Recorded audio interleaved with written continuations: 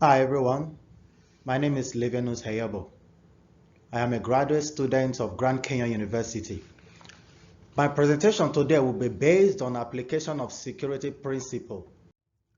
Let me speak about 8 security failures. Failures that occur during the effort of security could be caused by pathetic technology. These 8 security failures include: number 1, the malware assault. The hazards in malware carries out operations that are illegal on the machine of a victim in this kind of cyber attack. Some examples of malicious software include the spyware, the ransomware, command and control, etc.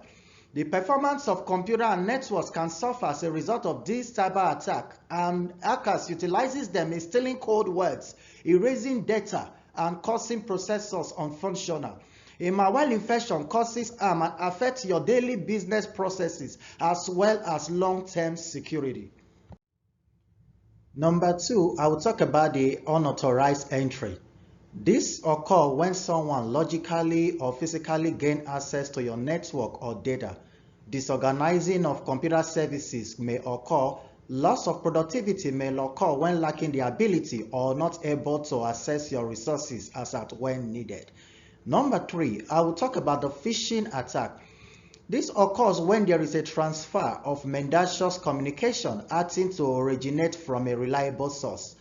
This kind of attack is performed via electronic mail, phone call, or emails that are deceiving to get sensitive information that is confidential, such as bank detail or credit card information, etc. This harm can cause the reduction of the worth of the organization or an enterprise. Number 4 is attack on privilege escalation. This occurs when illegal access is gained to an extent whereby the level of privileges and rights is at a more substantial level than any individual should possess. Those in charge of this kind of assault are insiders or outside risk actors. Limiting the number of administrative accounts, hereby adopting the principles of least privilege in the system, would avoid this. Number 5 is the breach of internal security. As the continuity of external hackers assault persists, obviously flocking into this breach that is being reported. The threat occurs within. Several reports indicate that there are employees who leak personal/private information for the purpose of malicious activity, but in this case, it could be caused by carelessness or by human error. Number 6 is scanning of third party. It entails the gaining access of an enterprise or organization internal accounts and infrastructure, and their utilization is accompanied by commitment ensuring that vulnerability in this area cease to exist. Number 7 is the DOS, denial of service attack. This kind of attack entails the technique that causes system/network hacks, causing the system to be inaccessible, stopping its intended user.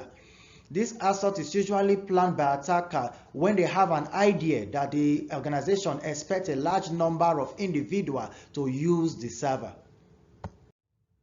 Number 8, the last but not the least out of the 8 security failures, is the persistent advanced threat.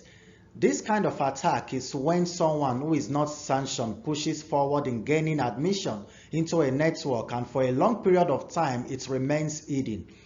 This assault could cause a lot of destructions to an organization because the access of hackers is constant to a censorious organization data. As this presentation proceeds, I will relate the security flaws of cybersecurity concept, the CIA triad. It is as a result of the failure of security measures, the CIA, which is the integrity, confidentiality, and accessibility, was designed for the setting up of policies and procedures to keep away from compliance concerns.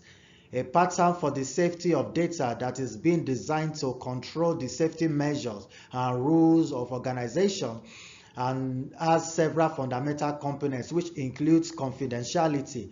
Privacy gives organizations efforts to keep information hidden or private. Having did this, Only the legal staff is guaranteed to have permission to a specific asset, and those who are strictly banned from the access are unauthorized. Anyone who violates privacy increases the risk for attack. Integrity. Let's assume the information has not been interfered with and is still trustworthy. Integrity entails protecting data in use, in transit, and at rest. The integrity of information comprises hashing, encryption, digital sign, digital credentials, etc. The availability. In this case, the structure and network which are available are functioning. It is a guarantee that the authorized or legal operator may have possession speedily and be dependable when they are needed. To make sure they are immense accessibility, the organization make use of in-network servers and applications, system backup, recovery plans, server denial prevention resolution, etc. I will explain how certain design principles were violated. I will talk about the least preference. The number of users who have the access to some information and tools should keep to a minimum. On the other hand, the entitlement to access should be based on time, enabling the access to resources should be limited to the time that is being required in finishing the major tasks. I will also talk about the default that fails safe. In this case, enabling resources access to rely on granted access rather than the exclusive access. In this principle, the only ways users can access resources occurs only when the user are being granted permission in a specific manner. Users aren't granted access to any resources by default till they have authorized access. I will as well speak on the mechanism principle. System architecture should be little as possible if there is errors in design and execution that result in unpermitted access to resources that would not be noticed otherwise. I will speak on the comprehensive mediation. Every resources access must be validated for authorization. Then lastly, talk about the privilege separation. The attempts of every resources must be based on many criteria. My last topic to end this presentation is recommend remote workers friendly design ideas, under which I will speak on reliable instruction. It is necessary in having enough time in educating, teaching the team on how to enhance the utilization of virtual collaboration to an immense ability, and the system should be designed to enable simple searching and indexing, system security, and mobile access demand that are inescapable.